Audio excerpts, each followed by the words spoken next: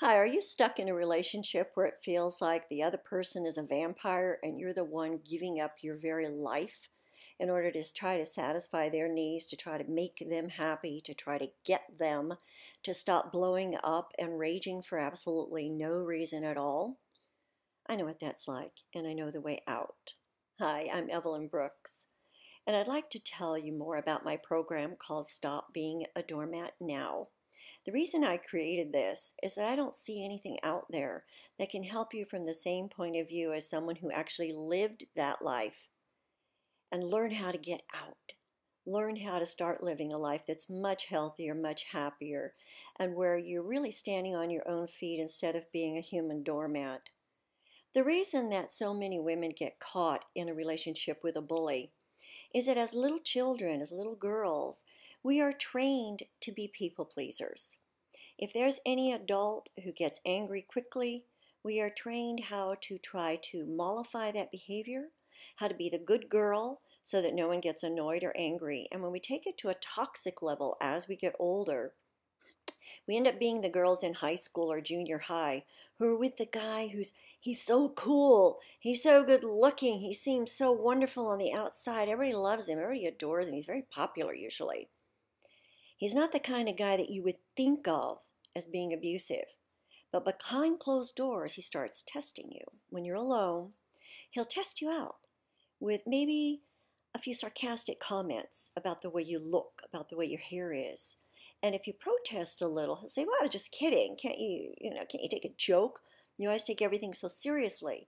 So in your anxiousness to please and to be liked, to be loved, to gain approval, you swallow your hurt feelings and you say, oh, yeah, of course, sure, yeah, silly me. And you start looking to him more and more for that approval that you always wanted when you were a child. That relationship can get quickly much worse. And yet on the outside, he still seems to be this nice guy. You've entered into a cycle that will never, ever end unless you break the pattern. And that's what I'm inviting you to learn how to do. No matter what your age is, no matter how long you've been in this pattern of toxic people pleasing, you can learn how you got trapped in that, and even more important, how to break free from that kind of behavior.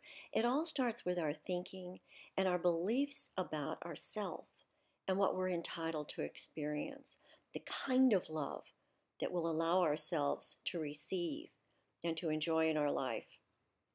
We get caught up in the crazy making of his behavior, so that when we're out in public and we see everybody thinking still he's this nice guy, inside you're wondering, well, right before we left, he was telling me how awful I look, or he was saying some really diminishing or belittling things about the work I do in the world, or the way I keep the house, or it could be anything. That it doesn't really even need to be anything particular going on. He'll invent a reason to put you down. Because you see, this isn't a healthy, reciprocal love, trust, respect kind of relationship that you thought it was going to be. Instead, it's a one-sided power, like a vampire. You're feeding this guy. You are the one providing him with what he needs to survive in the world because he's empty inside. Haven't you ever noticed how often you tie yourself in knots trying to please him, trying to appease him before he has a chance to get angry about anything? You might go shopping and buy something for yourself and you hide it in the back of the closet. It's okay for him to go shopping for himself. It's okay for him to buy the most expensive thing if you're out to dinner. But you find yourself doing little things because you know what the budget is. And so you'll sacrifice what you want and create this upside down relationship where it's totally about little bitty you underneath his foot. Really, basically, it's a slave-master relationship. And that is never a healthy position to be in. It can feel really upsetting when you take the blinders off and you look at your life and you look at yourself honestly and you finally admit just how bad this is. I know what it's like to want to stay in the denial stage, but the years go on and your life doesn't get happier. You don't suddenly magically have Prince Charming again. Oh, he can put on that facade in public And when he realizes that you're getting fed up, that guy will come back again. And it's called the honeymoon phase. As soon as he's sure of you, that you're not going to leave after all, even if you had packed your bags and were at the door, he'll win you over and you re-enlist. Seriously, it's like you sign up again and say, I'll take more of that abuse because this time I'm sure you really, really mean it, don't you, that you're going to be different. Because they know what to say. It's a game, only it's a very sick game. Now, I don't know how you got trapped in this relationship, but I can show you how to get out. I can show you how to start taking better care of yourself. I can show you how to change your bad thinking habits and start working with the law of attraction the correct way to bring towards you like a magnet into your life the loving relationship that you do want. So don't feel that your life is over just because you've gotten stuck in something that feels so bad inside.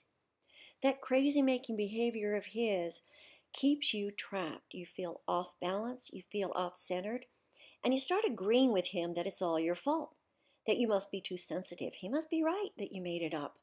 But you know deep inside, you didn't make up all his outbursts. You didn't make up those rages. You didn't make up the way he talks to you like you're nothing. The way he talks to you like you're this bug that he found on his shoe. And yet out in public, he brags about you. He compliments you. Other women probably tell you, wow, if you ever get tired of him, I'll take you off. I'll take him off your hands, honey. And inside, your first reaction is, oh, please take him. I'm exhausted. It's really tiring when you give up you trying to please someone else. And it's futile. You'll never please him enough for him to actually change and be happy. He's a very unhappy individual. There's something wrong in his thinking, where the only thing he can think of is to bully you to feel that sense of power that makes him feel loved. He feels that your staying is a sign of love, when we both know it's not that. It's a sign of fear. If you're sick and tired of feeling fearful every day, of having to do things to try and get someone else to treat you halfway decently, and to stop treating you like he really is wiping his feet on you, I encourage you to click the button, add my program to your shopping cart, and you'll get immediate access to 10 hours of coaching plus the bonuses that are described below.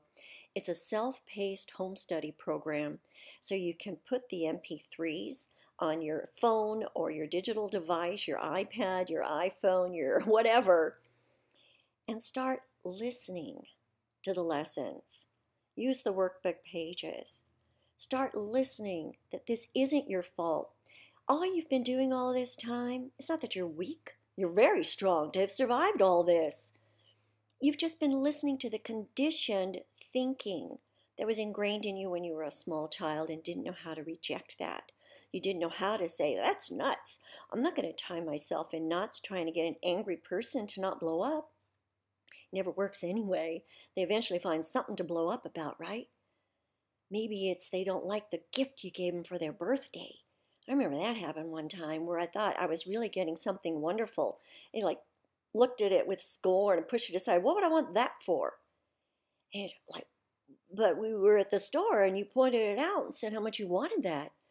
And it was expensive, but you don't dare try and counteract what he has said because you've already been trained by him that when you object, when you say, hey, don't talk to me that way, that he pulls out the big guns and he blasts you with such anger and fury and maybe some physical looming over you or holding up a fist in your face. It doesn't actually touch you because usually in this kind of relationship, he knows not to cross that line. He's afraid he'll lose you if he crosses over into physical abuse. So you get to tell yourself, oh yeah, I guess I overreacted. See, if you had a bruise to see in the mirror, you would know, no, wait a minute, he really did hit me. You'd have that reality check. Your friends would be saying, what happened? And even though people in an abusive relationship that's gotten physical will be ready with the lies because they're so trapped deeply in that relationship When it's simply verbal and emotional abuse, which is absolutely deadly to your heart and soul, you can kid yourself, you can stay in denial, and worst of all, you can keep re-enlisting. If you'd rather give yourself your discharge papers and get out of this kind of toxic relationship and stop re-enlisting for more heartache, I urge you to sign up now. You'll enjoy my program. If there's anything about it you decide this wasn't for you, it's a risk-free offer. So go ahead and hit the purchase button, and I'll see you on the inside. I'm Evelyn Brooks, and thank you.